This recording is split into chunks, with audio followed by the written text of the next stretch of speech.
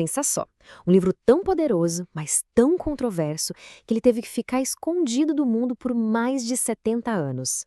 Essa é a história de Mais Esperto que o Diabo, uma obra secreta de Napoleão Hill, sabe? O mesmo autor daquele clássico Pense e Enriqueça. Aí a gente se pergunta, né? O que é que poderia ser tão perigoso assim para justificar um silêncio que durou décadas?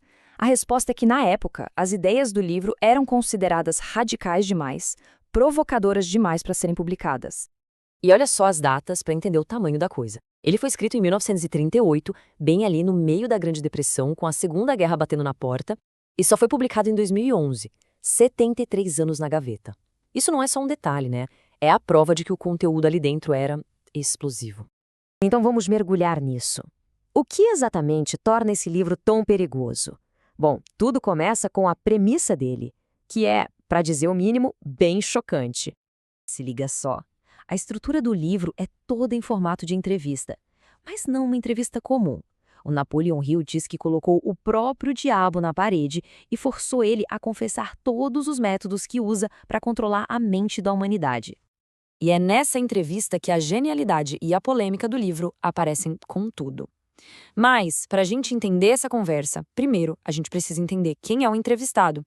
E, já adianto, não se trata de uma figura com chifres e um tridente, não. O Diabo de Hill é, na verdade, uma metáfora fantástica. Ele representa toda aquela energia negativa que a gente carrega por dentro. O medo, a dúvida, a mania de deixar tudo para depois, a falta de um objetivo claro. É aquela vozinha na nossa cabeça que vive dizendo, melhor nem tentar. E durante essa confissão, o diabo solta uma afirmação assim, devastadora. Ele diz que controla, de um jeito ou de outro, 98% das pessoas.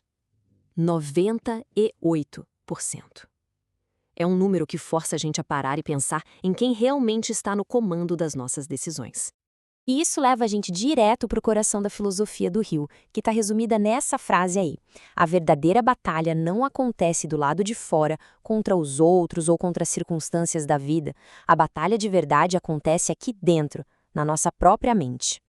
Ok, se o inimigo está dentro, quais são as armas dele? Como é que ele age? O livro detalha essa estratégia, e o mais impressionante é que ela é bem simples e muito, mas muito eficaz. A arma número 1 é o que ele chama de vagar, ou drifting no original. É o estado de passar pela vida sem um objetivo claro, sabe? Flutuando, à deriva. Quando a gente não tem um destino definido, qualquer vento serve. E aí o diabo se torna o nosso piloto padrão, levando a gente direto para o desânimo e para a inércia. E para manter as pessoas nesse estado de deriva, ele usa a sua munição mais poderosa, o medo. E ele lista 6 medos básicos que assombram todo mundo. Medo da pobreza, da crítica, da doença, de perder um amor, da velhice e, claro, o medo da morte. Juntos, esses medos formam uma verdadeira gaiola mental.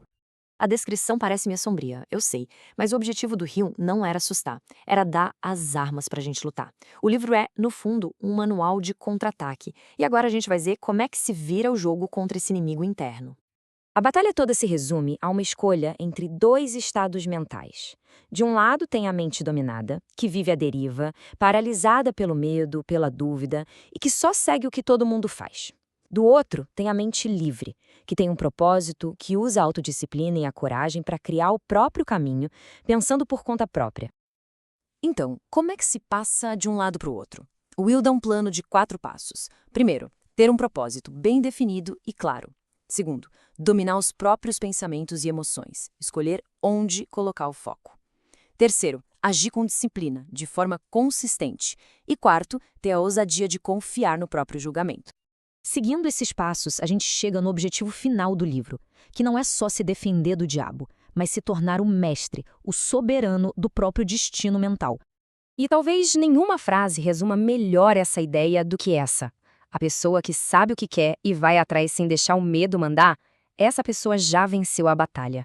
No exato momento em que a decisão é tomada, o poder daquele inimigo interno começa a desaparecer. No fim das contas, ser mais esperto que o diabo não tem nada a ver com teologia ou religião. Tem a ver com ser o mestre da própria mente, em vez de ser um escravo dos próprios medos. É sobre escolher o que pensar e como agir, ao invés de simplesmente viver no piloto automático.